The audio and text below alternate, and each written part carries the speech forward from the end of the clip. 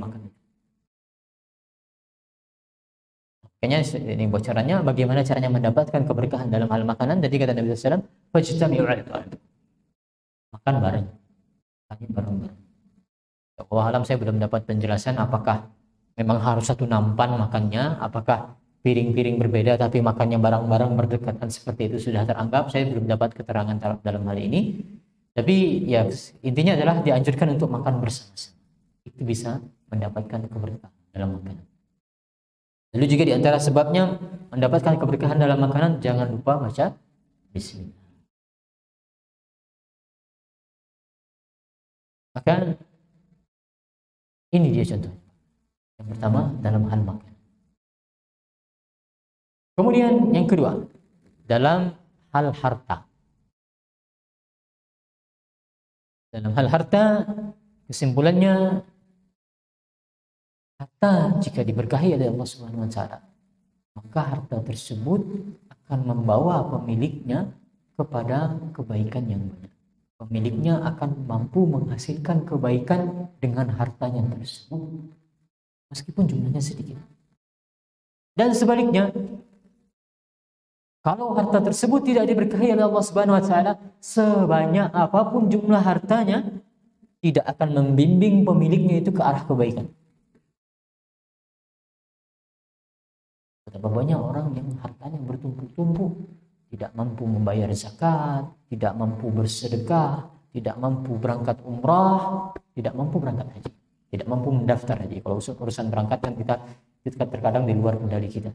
Yang penting mendaftarnya terlebih dahulu. Ini dampak kalau diantaranya kalau harta itu tidak diberkahi Allah Subhanahu wa taala. Sebaliknya kalau dia harta itu sedikit tapi diberkahi, itu mampu membawakan kebaikan yang banyak. Kayak judul-judul sinetron itu bapak-bapak pernah dengar apa? Tukang cendol naik haji, tukang becak naik haji. Nah ini contohnya. Kalau kita pikir berapa sih pendapatannya, tapi bisa menghasilkan kebaikan seperti ini, bisa mendaftar haji, dia bisa sinetron bisa menolong orang yang kebutuhan membutuhkan, orang-orang miskin ditolong sama dia. Pendapatannya berapa sih jual cendol? Ini contohnya. Kalau harta itu dia diberkahi meskipun sedikit, Allah buat dia cukup untuk melakukan berbagai jenis kebaikan. Makanya doa-doa kita untuk anak-anak kita, bapak-bapak, anak misalnya apalagi kalau masih fresh graduate baru bekerja, maaf ya Pak gajinya baru segini, maaf ya Ma gajinya baru segini, nggak apa-apa, yang penting berkah. Yang penting adalah berkah. Soal nominal itu nomor sekian, nomor 2. Yang pertama adalah yang penting gimana caranya hartamu itu berkah. Sebanyak apapun gaji, sebesar apapun gajinya, kalau tidak diberkah, tidak diberkahi oleh Allah Subhanahu wa taala, buat apa? Itu dalam hal harta secara singkat saja. Kemudian dalam hal keluarga, Allah juga bisa memberikan keberkahan tersebut kepada keluarga seseorang. Dan apa tandanya kalau Allah memberkahi keluarga seseorang? Kata Nabi SAW dalam sebuah hadis, Innallaha iza arada bi ahlil baitil khairan adkhala alaihim ar-rifqa. Kata Nabi SAW, sesungguhnya jika Allah menghendaki kebaikan pada sebuah keluarga, maka Allah akan menambahkan kasih sayang dalam keluarga tersebut. Ini salah satu tanda keluarga yang diberkahi. Semakin bertambah anggota keluarganya, maka semakin bertambah kebaikan dan kasih sayang pada keluarga itu. Dan sebaliknya, kalau keluarga tersebut tidak diberkahi oleh Allah Subhanahu wa taala, bertambah anggota keluarganya, bertambah masalahnya, bertambah perpecahannya, bertambah pertengkarannya. Ini salah satu tanda kalau keluarga itu tidak diberkahi oleh Allah Subhanahu wa taala. Makanya yang dicari dari keluarga itu adalah keberkahan. Ya, sehingga kita memang diajarkan demikian. Sejak menikah, apa doa yang dianjurkan sebenarnya ketika orang menikah? Doanya apa, Pak? Doanya yang didoakan adalah doa keberkahan, bukan samawa, bukan. Ya, boleh saja kalau mau mendoakan sakinah, mawaddah, rahmah itu boleh. Tapi doa yang diajarkan oleh Nabi SAW, barakallahu laka wa baraka alaika wa jama'a bainakuma fi khairin. Ini doa keberkahan. Semoga Allah memberkahi kalian di saat kalian lapang, semoga Allah memberkahi kalian di saat kalian sempit, dan semoga Allah mengumpulkan kalian berdua dalam kebaikan. Sehingga yang didoakan bagi pengantin baru itu adalah doa keberkahan. Sehingga bertambah keluarganya, bertambah anggota keluarganya, semakin bertambah kebaikan pada keluarga tersebut. Begitu juga dengan anak baru lahir. Anak baru lahir bukan doa yang dianjurkan itu sebenarnya doa semoga menjadi anak soleh. Tidak, ya boleh saja kalau mendoakan anak soleh, tapi doa yang diajarkan oleh Nabi SAW itu adalah doa keberkahan. Yang diriwayatkan oleh Aisyah, kata Aisyah, dulu kalau ada para sahabat baru melahirkan, mereka membawakan anaknya ke hadapan Nabi SAW, lalu Nabi SAW mendoakan anak tersebut dengan doa berkah. Tidak ada doa khususnya, yang penting doa berkah. Boleh, ya semoga menjadi anak yang diberkahi. Barakallahu fi, Allahumma barik. Atau sebagian tabi'in doanya, ja'alallahu mubarakan 'alaika wa 'ala ummati Muhammad. Semoga Allah menjadikan anak ini keberkahan bagimu dan keberkahan bagi umat Muhammad. Seperti ini boleh. Yang penting doanya adalah doa keberkahan. Nah, dengan demikian bertambah anggota keluarganya, maka bertambah kebaikan dan keberkahan pada keluarga tersebut. Sehingga tujuan utama dari sebuah keluarga adalah bagaimana caranya kita bisa mencari keberkahan pada keluarga. Itu pada keluarga. Sekarang keberkahan pada ilmu. Ya. Ini yang bapak-bapak juga mungkin ibu-ibu mendoakan anaknya naik kelas, terima rapor. Doakan semoga berkah ilmunya. Bagaimana kalau keberkahan itu bekerja pada ilmu? Ya, intinya saja, kalau ilmu itu diberkahi, maka pemiliknya akan mampu menghasilkan kebaikan dengan ilmunya. Apa kebaikan dari ilmu? Kebaikan utama dari ilmu apa? Amal. Ya. Kebaikan dari ilmu itu adalah amal. Jadi kalau ilmu seseorang itu diberkahi, maka akan membuahkan amalan bagi pemiliknya. Meskipun ilmunya itu sedikit. Dan sebaliknya, sebanyak apapun ilmu yang dia miliki, beribu-ribu hadis sudah dia hafal, Al-Quran sudah dia hafal, tapi kalau tidak diberkahi ilmunya tidak akan membuahkan amalan. Contoh, saya lebih memahami. Orang yang ilmunya sedikit, mungkin dia hanya pernah duduk di pengajian di Masjid An-Nafi, mendengar salah seorang ustaz berkata, innallaha ma'as sabirin. Sungguhnya Allah itu bersama orang-orang yang sabar. Hafal dia satu ayat ini, satu saja dia hafal. Tapi kemudian Allah memberkahi ilmu tersebut. Ketika dia mendapatkan musibah, dia berhasil untuk bersabar menghadapi musibah tersebut. Dia tidak mencela takdir Allah. Maka ini contoh ilmu kalau diberkahi. Meskipun dia hanya hafal satu ayat itu, berhasil dia mengamalkan ayat yang dia hafal. Sebaliknya mungkin ada orang, para penuntut ilmu, hafal beribu-ribu ayat, hafal beribu-ribu hadis, atau ratusan ayat atau ratusan hadis tentang keutamaan sabar. Sudah membaca banyak buku tentang keutamaan sabar. Tapi Allah tidak memberkahi ilmunya. Ketika dia mendapatkan cobaan, mendapatkan musibah, dia tidak bersabar atau bahkan dia mencela takdir Allah. Ini tanda kalau ilmu ini tidak diberkahi oleh Allah. Tidak membawakan kebaikan berupa amal. Maka yang dicari berkah.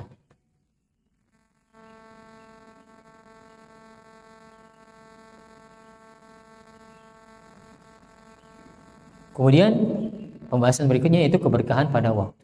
Ini sudah saya sampaikan di sini secara singkat saja bagi bapak-bapak, ibu-ibu yang belum sampai, belum tidak hadir kemarin.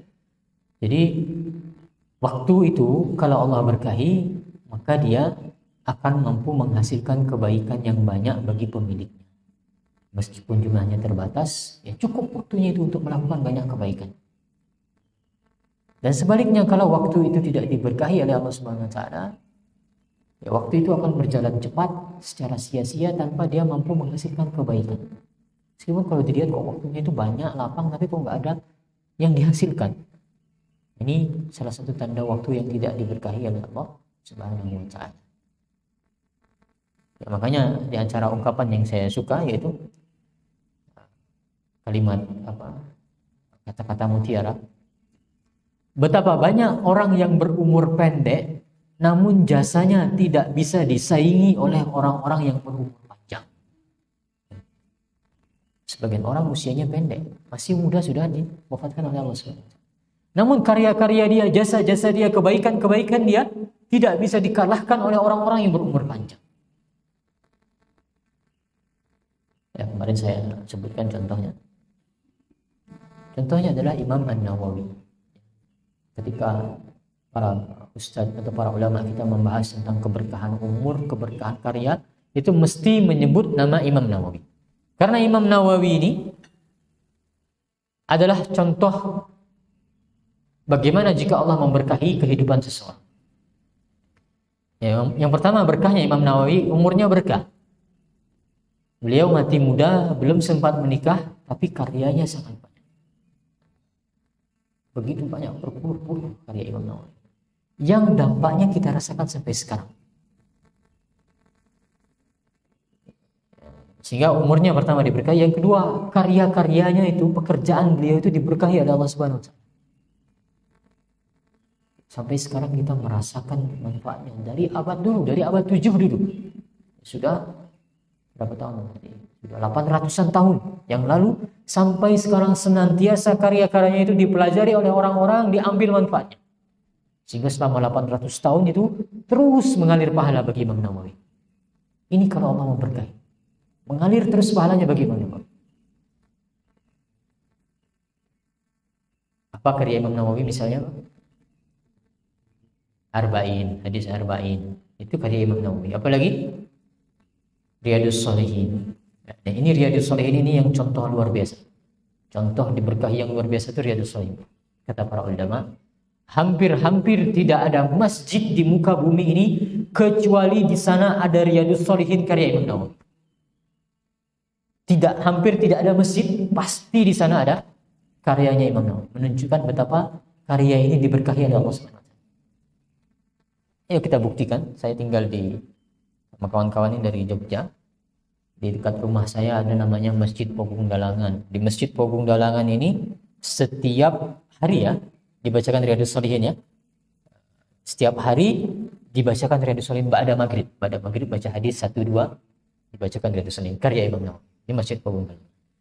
Di masjid paling dekat rumah saya, Masjid Al-Karim namanya, itu setiap Rabu sama setiap Jumat dibacakan Riyadhus Shalihin. Di masjid ada lagi masjid juga namanya Masjid Al-Asri, itu sudah selesai membacakan Riyadhus Shalihin, sudah selesai beberapa tahun yang lalu.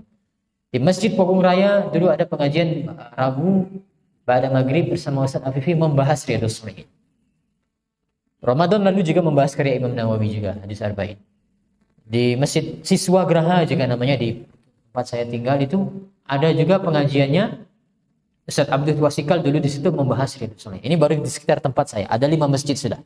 5 masjid terdekat di Jogja. Dulu ketika saya menempuh studi doktoral di Newcastle di Inggris, saya buktikan hal ini, Pak. Sengaja saya datang ke masjid-masjid untuk ngecek ini. Ada masjid pusatnya Newcastle Central Mosque, masjid paling besar di sana. Begitu kagetnya, Pak. Saya hari pertama saya datang ke situ, ada pengajian yang dikaji Riyadhus Shalihin.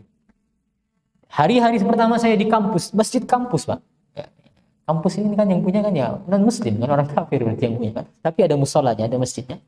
Yang dikaji di masjid ini adalah Riyadhus Shalihin juga. Ada masjid orang Turki. Saya datang ke masjid Turki, ada tulisannya Riyadhus. Tapi saya bisa paham dengan bahasa Turki, tapi tentunya saya bisa paham bahwa ini adalah Riyadhus Shalihin karya Imam Nawawi.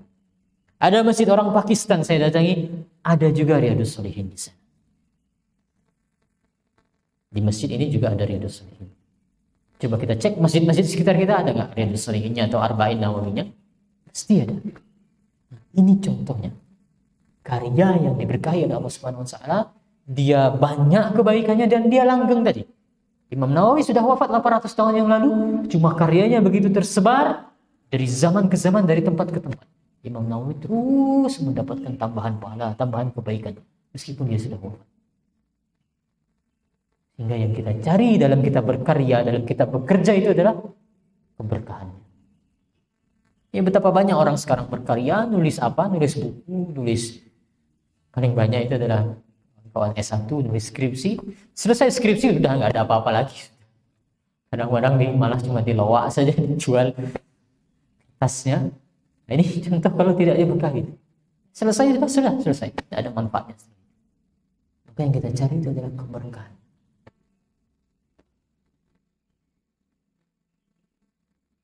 Nah, ya masih ada waktu sekarang. Itu sudah, mudah-mudahan sudah memahamkan ya bagaimana kalau keberkahan itu bekerja dalam berbagai aspek. Sekarang pembahasannya bagaimana caranya kita mendapatkan keberkahan. Ya, oke lah, kita paham, sepakat sekarang sudah perlu bagi kita untuk mencari keberkahan.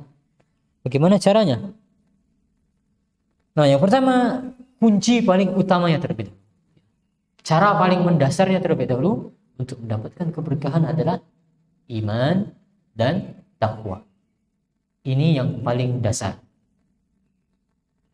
Kata Allah Subhanahu wa taala dalam surat Al-A'raf 96. Walau anna ahlal qura amanu wattaqaw lafatahna 'alaihim barakatin minas sama'i wal ard walakin kadzdzabu fa akhadnahum bima kanu yaksibun. Seandainya penduduk sebuah negeri itu mereka mau benar-benar beriman dan bertakwa kepada Allah Subhanahu wa taala, lafatahna 'alaihim barakatin minas sama'i wal ard. Pasti kami bukakan pintu-pintu keberkahan dari langit dan dari bumi. Walakin kazzabu, tapi mereka mendustakan dengan ayat-ayat kami, mereka dustakan. Maka kami hukum mereka bima kanu yaksibun, atas apa yang mereka kerjakan. Allah tutup pintu-pintu keberkahan itu. Sehingga realisasikanlah iman dan takwa dalam berbagai aspek hidup kita itu, kemudian Allah akan mendatangkan keberkahan. Makanya di zaman dulu orang-orang betul-betul beriman dan bertakwa diriwayatkan di zamannya, kalau tidak di zamannya Khalifah Harun al-Rashid atau zamannya Umar bin Abdul Aziz, ya betul-betul keadilan itu ditegakkan, keimanan dan ketakwaan itu tersebar. Buah-buah itu luar biasa Pak, besar-besarnya. Bahkan diriwayatkan beberapa zaman setelah itu ditulis, ini adalah buah gandum, biji gandum di mana keadilan itu ditegakkan. Besar biji gandumnya, sebesar biji kurma. Sampai dikatakan seperti itu. Ini adalah biji gandum yang berasal dari masa di mana keadilan itu ditegakkan. Sehingga dia memang berdampak. Ini prinsip utamanya terlebih dahulu, iman dan takwa. Nah, kemudian sekarang yang lebih spesifik lagi cara mendapatkan keberkahan itu, yang pertama adalah dengan membiasakan saling mendoakan keberkahan. Dengan membiasakan saling mendoakan keberkahan.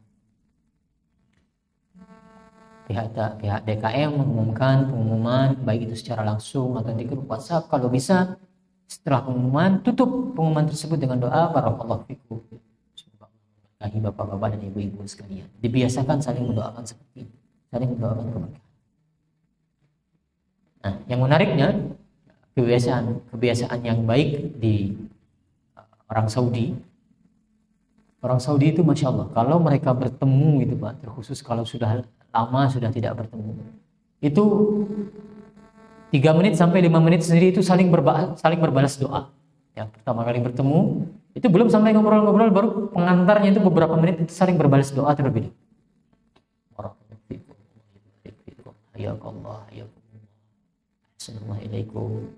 Seterusnya saling berbalas doa. Ini kebiasaan yang baik yang sepatutnya kita berupaya untuk menirunya, saling berbalas doa. Makanya kalau bapak-bapak haji atau umrah di pinggir jalan ada pedagang menawar, ibu-ibu biasanya orang Indonesia nawarnya sadis biasanya. Nah, kalau dia marah apa yang dia ucapkan Pak? Dia tidak suka ditawar terlalu murah seperti itu. Apa yang dia ucapkan? Yang dia ucapkan adalah doa, Allahu yahdik. Semoga Allah memberimu hidayah. Dia marah itu Pak. Kalau dia mengucapkan seperti itu, ini tandanya dia tidak suka ditawar terlalu murah. Semoga Allah memberimu hidayah. Nah, ini sesuatu yang baik ya. Kalau kita marah, ya, yang diucapkan itu doa, bukan sumpah serapah yang tidak baik. Tapi yang diucapkan adalah doa. Makanya termasuk juga dari doa keberkahan ini kita biasakan untuk saling berdoa, bertukar doa. Yang kedua, caranya yang umum juga, yang masih cara umum, yaitu dengan menyempurnakan salam, ya, karena pada salam yang sempurna itu ada doa keberkahannya, ya kan. Assalamualaikum warahmatullahi wabarakatuh. Nah, yang terakhirnya ini, semoga keselamatan tercurah bagimu, rahmat Allah bagimu, dan keberkahan tercurah kepadamu. Nah, sehingga fikih salam itu, ini yang banyak di antara kita yang tidak tahu. Salam itu tidak boleh dikurangi, Pak, kalau yang mengucapkan itu salam yang sempurna. Misalnya, yang mengucapkan itu salamnya sempurna, Assalamualaikum warahmatullahi wabarakatuh. Yang menjawab tidak boleh menjawab hanya Waalaikumsalam saja, tidak boleh. Harus lengkap juga, Waalaikumsalam warahmatullahi wabarakatuh. Dikurangi tidak boleh. Termasuk juga kalau dia mengucapkan salam sempurna, dijawab Waalaikumsalam warahmatullahi, itu tidak boleh. Harus sempurna juga. Waalaikumsalam warahmatullahi wabarakatuh. Kecuali dia hanya mengucapkan Assalamualaikum. Kalau dia hanya mengucapkan Assalamualaikum, ada dua pilihan. Boleh yang setimpal, Waalaikumsalam, itu boleh. Kalau mau paling bagus ditambah Waalaikumsalam warahmatullahi wabarakatuh. Dikurangi tidak boleh. Nah, maka dengan kita mengucapkan salam yang sempurna, kita sudah memaksa orang untuk juga mendoakan kita keberkahan juga. Ya, sehingga kita sudah bertukar doa keberkahan dengan salam yang sempurna. Nah, sekarang cara untuk mendapatkan keberkahan yang lebih spesifik lagi. Yang pertama, terkhusus tadi ya, yang mungkin banyak relevan dengan kita, keberkahan waktu atau keberkahan umur sama keberkahan harta. Bagaimana cara mendapatkannya? Cara mendapatkan keberkahan waktu dan harta itu bisa kita lakukan secara sekaligus, yaitu dengan cara melakukan silaturahmi. Dengan melakukan silaturahmi. Kata Nabi SAW, man ahabba ayyubsata lahu fi rizqih wa ayyunsa lahu fi asarih falyasil rahimah. Barang siapa yang dia suka kalau Allah melapangkan rezekinya dan memanjangkan umurnya, hendaknya dia melakukan silaturahmi. Lihat bagaimana kami katakan, barang siapa yang suka dipanjangkan umurnya, dilapangkan rezekinya, hendaknya dia melakukan silaturahmi. Coba kita renungkan, Bapak dan Ibu-ibu rahimani wa rahimakumullah jami'an, kita renungkan bagaimana caranya Allah memanjangkan umur kita dan melapangkan rezeki kita. Bukankah umur, ya, khusus umur. Umur kan kita sudah ditentukan, Pak. Ajal kita kan sudah ditentukan oleh Allah Subhanahu wa taala, ya. Kita sudah lahirnya sudah tetap, mati kita juga kapan sudah ditetapkan oleh Allah Subhanahu wa taala. Sudah ada tanggalnya, detiknya, jam berapa, menit berapa, itu sudah ditetapkan. Lalu kalau orang melakukan silaturahmi, kata Nabi SAW, Allah panjangkan umurnya. Apakah kemudian maksudnya waktu matinya ini digeser? Maka jawabannya tidak. Apa maksudnya Allah memanjangkan umurnya? Sebagian ulama, Allah menambahkan keberkahan pada umurnya. Sehingga meskipun dia hidup singkat, waktunya terbatas, akan dia hidupnya lama sekali, seperti Imam Nawawi tadi. Hidupnya hanya 30 tahun, tapi seakan-akan dia hidupnya lama dengan menimbang banyaknya karya yang bisa dia hasilkan. Maka silaturahmi bisa menambah keberkahan umur dan juga termasuk harta. Harta juga penjelasannya sama. Allah menambahkan keberkahan pada hartanya, sehingga seakan-akan dia punya harta sangat banyak sekali. Saya punya cerita, hitungannya masih saudara saya juga. Jadi kakek saya itu punya saudara, punya kakak ya, bukan, adiknya kakek saya. Tinggal di sebuah kampung di Riau, di sebuah daerah. Kakek ini terkenal sebagai orang kaya di kampung. Ya, terkenal sebagai orang kaya di kampung itu, usianya sudah 80-an. Namun di usia 80-an itu masih terkenal sebagai orang kaya dan masih sehat. Masih bugar maksudnya. 80-an masih kaya raya, masih bugar. Terkenal juga gemar bersedekah, bangun pesantren banyak. Berangkat haji umrah itu sudah tidak terhitung, dan sekali berangkat umrah itu nggak sendirian, keluarga besar itu biasanya dibawa dan dibiayai. Maka saya yang melihat ada saudara seperti ini, saya bertanya kepada orang tua saya, apa sebenarnya rahasianya? Bisa seperti itu sampai usia tuanya masih sehat, masih kaya raya seperti itu. Kata orang tua saya, kakek ini dia punya anak seorang dai. Ya. Anaknya ini suka berdakwah ke berbagai daerah termasuk ke pedalaman-pedalaman. Maka kebiasaan kakek ini kalau anaknya ikut ke daerah-daerah, ke pedalaman-pedalaman, dia kalau anaknya berdakwah maka dia ikut dengan anaknya, dan apa yang dia lakukan di daerah-daerah tersebut, dia cari siapa kira-kira orang-orang yang masih memiliki tali kekerabatan. Dia cari betul-betul, sungguh-sungguh dia mencari, Pak. Meskipun masih jauh tapi masih ada kerabatan, maka dia tidak segan-segan untuk mendatangi orang tersebut. Cari tiap daerah ini siapa keluarga saya. Dia datangi. Termasuk ketika ke Jogja, saya cukup malu. Yang tua, yang sepuh, yang mendatangi saya, ditelepon saya pertama kali, sini ayo kita ketemu. Ini kebiasaan dia untuk melakukan silaturahmi. Maka benarlah sabda Nabi SAW, Allah lapangkan rezeki dia, Allah panjangkan dia. Ya, maka ini tipsnya bagi bapak-bapak, ibu-ibu yang ingin mendapatkan keberkahan umur, keberkahan harta, lakukan silaturahmi. Nah, sedikit faedah tambahan terkait silaturahmi, kalau di tempat kita itu ada pergeseran makna, Pak, ada kesalahpahaman tentang silaturahmi. Kalau kita cek kamus besar bahasa Indonesia, itu makna silaturahmi tali pertemanan. Nah, kalau dalam syariat Islam, silaturahmi itu hanya berlaku untuk orang-orang yang masih saudara kita. Makanya namanya silaturahim itu. Rahim itu maksudnya rahim ibu, yang ada hubungan darah dengan kita, meskipun jauh maksudnya ya. Nyambungnya di kakek nomor berapa itu masih saudara. Itu boleh silaturahmi. Untuk teman itu tidak berlaku silaturahmi, Pak. Jangan salah sangka ya. Sebagian kita datang ke tempat temannya, kami datang ke sini dalam rangka silaturahmi. Nah, ini kalau kita katakan ya bebas saja sebenarnya, tidak masalah, karena secara bahasa memang seperti itu dalam bahasa Indonesia. Bahasa Indonesia silaturahmi itu maksudnya adalah tali pertemanan. Tapi dalam syariat kita yang berlaku untuk memanjangkan umur, melapangkan rezeki itu hanya untuk orang-orang yang memiliki tali kekerabatan, ada hubungan darahnya. Nah, itu terkait silaturahmi. Dan silaturahmi tidak harus bertemu secara fisik, tidak. Kalau bisa bertemu secara fisik itu yang bagus sebenarnya. Tapi silaturahmi itu termasuk juga bertanya kabar lewat WhatsApp, berkirim surat, melalui sosial media, berhubungan, tanya kabar, itu sudah teranggap sebagai silaturahmi. Ya.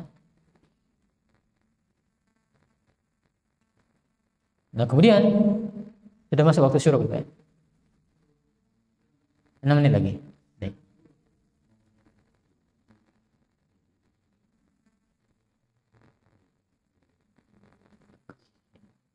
Cara berikutnya untuk mendapatkan keberkahan yaitu dengan merutinkan zikir pagi petang, ya. Karena di antara zikir pagi petang itu ada doa khusus untuk memohon keberkahan. Yaitu yang kalau zikir pagi, Rabbi as'aluka khairan ma fi hadzal yaum fathahu wa nasrahu wa nurahu wa barakatahu wa hudahu. Ada 5 yang kita minta. Ya, kalau bapak-bapak baca zikir pagi yang ditulis oleh Syekh Sa'ad Al-Qahtani atau yang lain, ustaz yang lain mesti ada di sana ya. Ya Allah, aku bermohon kepadamu fathahu, kebaikan pada hari ini. Yang pertama adalah pertolongannya, nasrahu wa nurahu wa barakatahu. Intinya ada doa keberkahan di sana. Ya Allah, aku memohon keberkahan yang ada pada hari ini. Di zikir pagi petang itu ada doa meminta keberkahan. Maka dirutinkan zikir pagi petang. Kemudian yang terakhir, ya mungkin nanti waktu yang tersisa kita gunakan untuk tanya jawab saja sambil menunggu waktu syuruk. Yang terakhir adalah dengan memanfaatkan waktu pagi hari. Karena waktu pagi hari adalah waktu yang diberkahi oleh Allah Subhanahu. Ini adalah doanya Nabi SAW kepada Allah Subhanahu wa Ta'ala.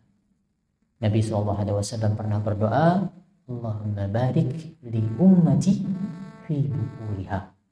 Ya Allah, berkahilah umatku di waktu pagi hari mereka. Sehingga ini doa Nabi SAW dan dikabulkan oleh Allah Subhanahu wa Ta'ala. Bagaimana waktu pagi itu adalah waktu yang diberkahi. Menariknya tentang doa ini, doanya dalam hadis sahih diriwayatkan oleh sahabat yang namanya Sakhar Al-Ghamidi. Sahabat namanya Sakhar Al-Ghamidi radhiyallahu anhu. Sakhar ini terkenal salah seorang sahabat yang kaya raya, saudagar. Kenapa dia bisa menjadi saudagar? Karena dia mempraktekkan doa, mempraktekkan hadis yang dia riwayatkan. Itu doa keberkahan waktu pagi. Sehingga Sakhar Al-Ghamidi di antara usahanya adalah dia berdagang di pagi hari. Memanfaatkan keberkahan waktu pagi hari, dia berdagang sehingga dia menjadi saudagar sukses. Sehingga betapa ruginya orang-orang yang tidak memanfaatkan waktu pagi hari yang berkah itu dan hanya malah memilih untuk tidur. Maka apapun kerjaan yang dikerjakan di pagi hari, maka insya Allah diberkahi oleh Allah SWT. Mencari harta, kerja di pagi hari insya Allah berkah. Mencari ilmu insya Allah ilmunya berkah, ya, dan lain-lainnya, ya. Di waktu pagi hari maka ini adalah waktu yang diberkahi oleh Allah Subhanahu wa Ta'ala. Baik, demikian yang bisa saya sampaikan pada kesempatan pagi hari ini. Mudah-mudahan ada manfaatnya, mudah-mudahan Allah Subhanahu wa Ta'ala memberkahi kita semua dalam berbagai aspek kehidupan kita. Kalau ada sesi tanya jawab setelah ini maka silakan, kalau tidak ada langsung ditutup juga maka silakan. Allahu a'lam.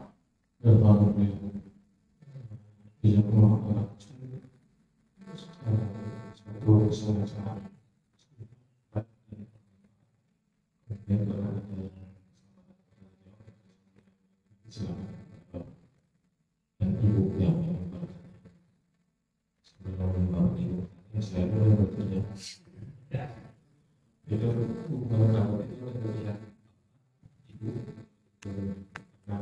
kita kan. Baik. Pertanyaannya, hubungan kerabat itu dari bapak saja atau ibu saja karena nasab kita dari bapak? Maka jawabannya kedua-duanya. Jawabannya kedua-duanya. Dari ibu juga karena asal kata silaturahim tadi itu, Pak. Nah, itu pembahasan juga. Yang benar silaturahmi apa silaturahim? Apa? Iya, dua-duanya benar sebenarnya. Tapi kalau kita mau lihat istilah asalnya dalam bahasa Arab itu silaturahim. Dari rahim, ibu, rahim, silaturahim. Bergeser di dalam bahasa Indonesia menjadi silaturahmi. Ya, maka ini tidak masalah istilah saja. Tapi kembali lagi ke pertanyaan tadi, menyambung orang-orang yang masih berasal dari satu rahim dengan kita. Satu rahim dengan kita, entah di mana pun itu rahimnya, jauh-jauh di atas di sana, siapapun itu. Tapi kalau ditanya tadi apakah dari jalur bapak, jalur ibu juga, maka jawabannya kedua-duanya, ya. Karena itu teranggap saudara dengan adanya hubungan pernikahan. Nah, kalau ditanya siapa yang paling utama, Pak, ya, siapa yang harus yang kita mendapatkan prioritas kita untuk silaturahmi itu? Yang pertama tentunya adalah orang tua. Masih ada, ya. Orang tua itu yang paling dekat, harus kita jalin selalu silaturahmi. Yang kedua adalah bibi, tante. Ini lebih utama bibi, Pak. Karena ada hadisnya, kata Nabi SAW, al-khalatu kal-um. Bibi itu kedudukannya seperti ibu. Hadis sahih. Bibi seperti ibu. Apa maksudnya bibi itu seperti ibu? Dalam hal bakti kita. Dalam hal bakti silaturahmi itu, bagaimana bibi itu harus kita prioritaskan untuk mendapatkan bakti, mendapatkan perhatian kita. Maka yang paling prioritas orang tua dan bibi, baru keluarga-keluarga yang lain. Tapi kembali lagi ke pertanyaan itu dari dua sisi, bapak dan ibu. Wallahu a'lam.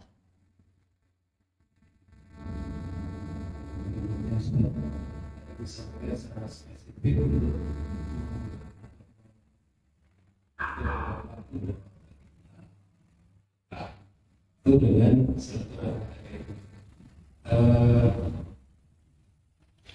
di mana letak kata yang bisa ada Jakarta tahu dapat negara bersedekah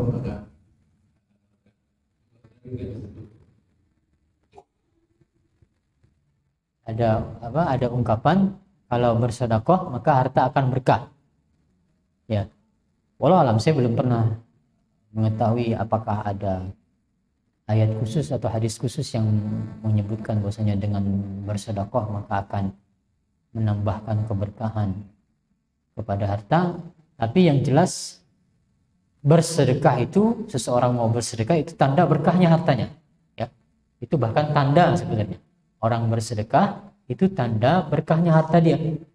Karena tadi kita katakan definisi berkah adalah ada harta akan membawa kebaikan bagi pemiliknya, dan sedekah itu adalah salah satu kebaikan yang bisa dia kerjakan dengan hartanya. Maka ini teranggap sebagai tanda berkahnya hartanya. Ini yang pertama. Yang kedua mungkin bisa kita masukkan dalam tadi Pak, kan saya katakan caranya yang paling mendasar adalah melakukan iman dan takwa tadi untuk mendapatkan keberkahan. Maka bersedekah itu termasuk salah satu tanda takwa. Kata Allah Subhanahu wa taala dalam surat awal surat Al-Baqarah, hudal lil muttaqin alladzina yu'minuna bil ghaib wa yuqimuna shalah wa mimma razaqnahum yunfiqun.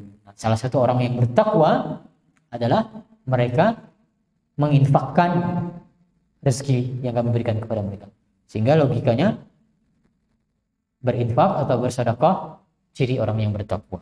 Orang yang bertakwa akan mendapatkan keberkahan dari Allah Subhanahu wa taala. Sehingga mungkin bisa kita katakan demikian, bersedekah bisa menambah keberkahan pada harta. Wallahu a'lam. Yang bisa saya jawab.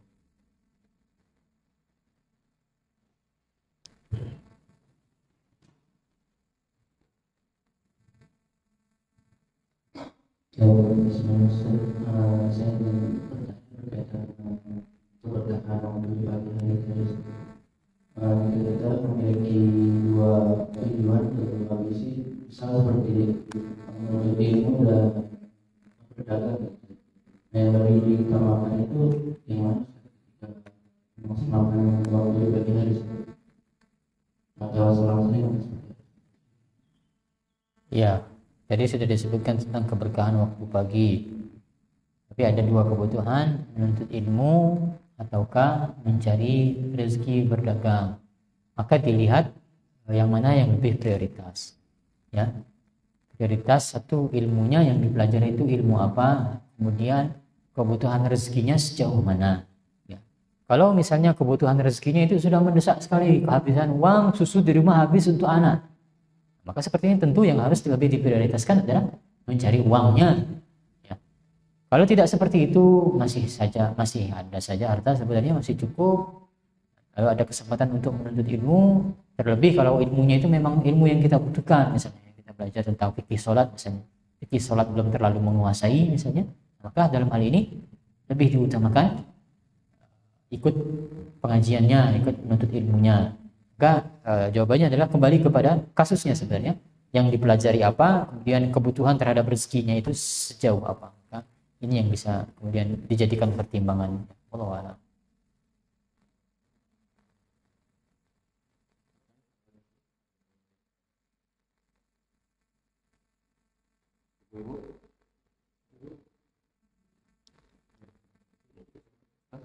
Baik. Ya, kalau tidak ada lagi maka kita cukupkan demikian. Ya, ingat sekali lagi Pak ya, intinya adalah berkah. Yang kita capai itu adalah berkahnya. Bagaimana orientasi hidup kita mencari keberkahan. Harta, gimana caranya harta saya ini bisa berkah. Ilmu, gimana caranya ilmu saya ini bisa berkah. Keluarga, anak, keturunan, bagaimana caranya diberkahi oleh Allah Subhanahu wa taala. Mudah-mudahan Allah Subhanahu wa taala memudahkan kita untuk mendapatkan keberkahan tersebut. Lebih kurangnya mohon maaf. Wassallallahu ala nabiyyina Muhammad wa ala alihi wa sahbihi wasallam. Subhanakallahumma wa bihamdika asyhadu an la ilaha illa anta astaghfiruka wa atubu ilaik. Assalamualaikum warahmatullahi wabarakatuh.